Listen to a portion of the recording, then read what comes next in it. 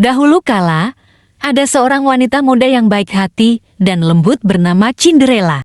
Dia tinggal bersama ibu tiri dan saudara tiri jahatnya, yang memperlakukannya dengan buruk dan membuatnya bekerja sebagai pelayan di rumahnya sendiri.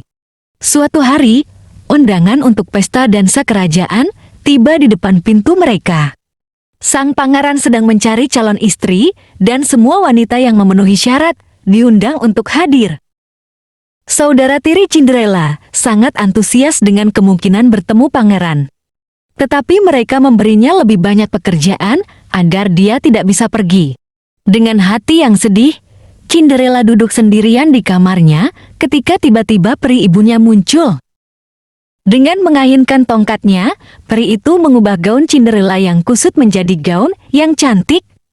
Sepatu kaki-kakinya yang rusak menjadi sepatu kaca dan bahkan mengubah labu menjadi kereta mewah.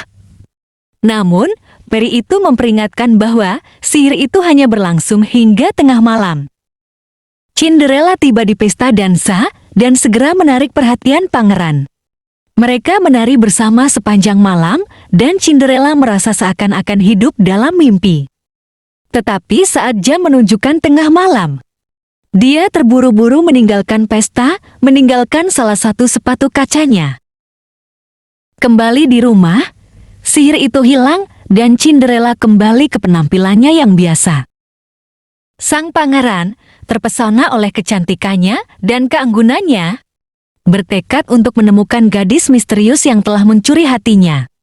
Dia mencari di seluruh kerajaan, mencoba sepatu kaca itu pada setiap wanita, hingga dia tiba di rumah Cinderella.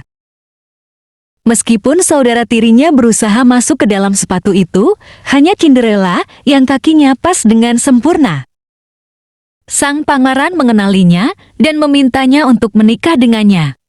Cinderella sangat bahagia menerima lamarannya dan mereka menikah dalam sebuah upacara besar. Kebaikan, kesantunan, dan kecantikan hati Cinderella bersinar, dan dia menjadi seorang putri yang dikasihi di kerajaan. Ibu tiri dan saudara tirinya menyesali perlakuan buruk mereka padanya saat mereka melihatnya hidup bahagia di istana. Sejak hari itu, Cinderella dan sang pangeran hidup bahagia selamanya.